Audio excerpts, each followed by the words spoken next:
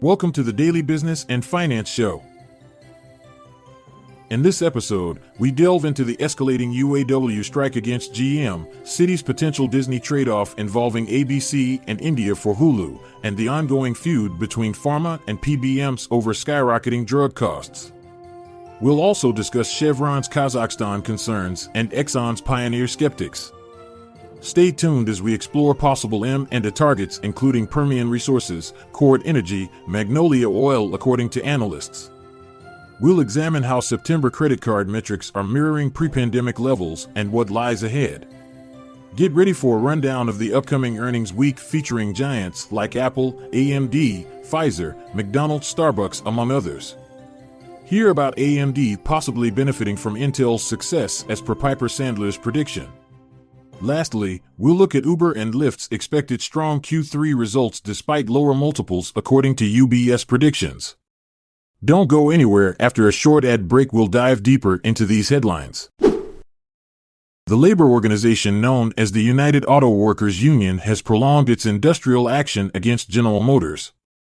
This now encompasses a significant engine manufacturing plant located in Tennessee. This escalation occurs as General Motors is unable to finalize a deal with the union, a feat that both Ford and Stellantis have managed to accomplish. The Spring Hill establishment, which provides employment for approximately 4,000 individuals, produces engines and parts for 9 different assembly plants.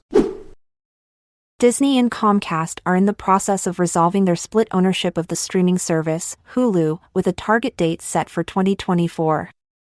Currently, Disney holds a 2/3 stake in Hulu and is contemplating purchasing Comcast's 1/3 share. In parallel developments, Disney is mulling over the sale of its ABC TV network along with a majority stake in its operations based in India. These potential sales could serve to balance out the expenses incurred from acquiring Hulu. The conflict between the Pharmaceutical Research and Manufacturers of America, or PHRMA, and pharmacy benefit managers, known as PBMs, is escalating due to the increasing drug costs in the United States. In response to this situation, the Biden administration has introduced the Inflation Reduction Act. This act permits negotiation over drug prices for the first time ever. PHRMA points fingers at PBMs for inflated prices while simultaneously commending patents for encouraging competition. They argue that PBMs intentionally leave out less expensive alternatives from their coverage lists, which directly affects patient costs. On the other hand, PBMs counter-accused big pharmaceutical companies of misusing their pricing power to maintain high prescription drug prices. Chevron, along with ExxonMobil, have announced their third-quarter profits, which amount to $15.6 billion. This figure falls short of the predictions made by Wall Street, leading to a decrease in their stock values.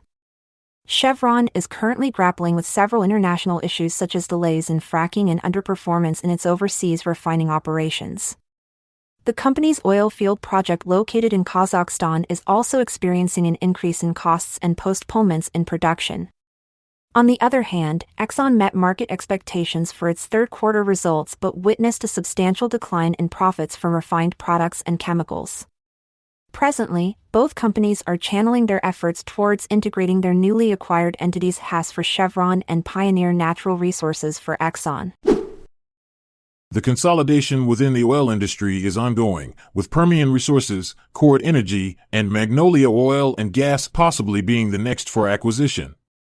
This comes on the heels of ExxonMobil's massive $60 billion acquisition of Pioneer Natural Resources and Chevron's substantial $53 billion agreement with Hess Corporation. Neil Dingman, an analyst at Truist, suggests that private companies in the Midland Basin could also be probable targets. In September, there was a rise in credit card delinquency rates, while net charge-off rates experienced a decline.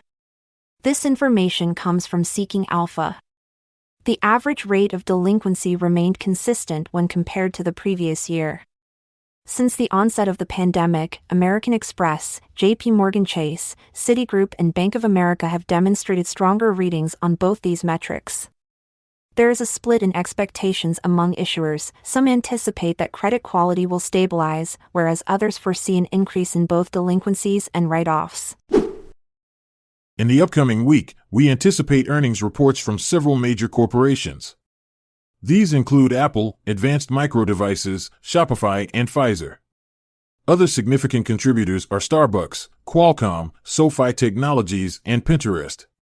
We also expect updates from energy industry powerhouses such as BP and Marathon Petroleum. On Monday, McDonald's is scheduled to release its Q2 earnings report.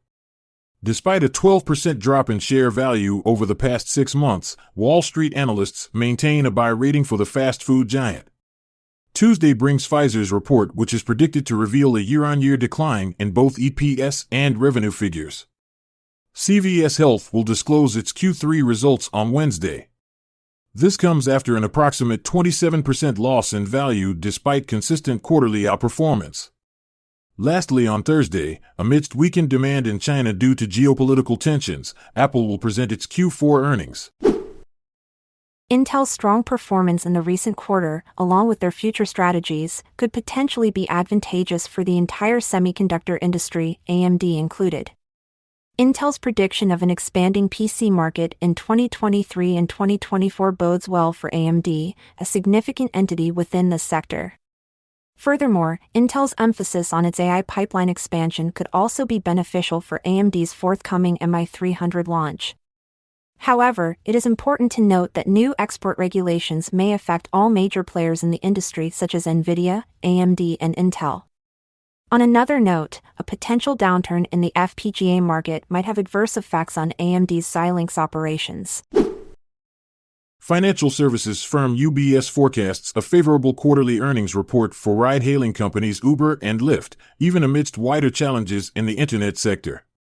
The potential profitability of Uber could pave the way for its inclusion in the S&P 500 index.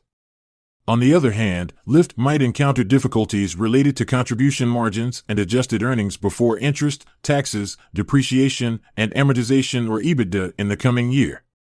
UBS also expects robust performance from food delivery service DoorDash, but cautions about long-term risks tied to increased use of GLP-1 drugs. And that's a wrap on the Daily Business and Finance Show. Stay invested, stay informed. Until next time, keep turning ideas into wealth.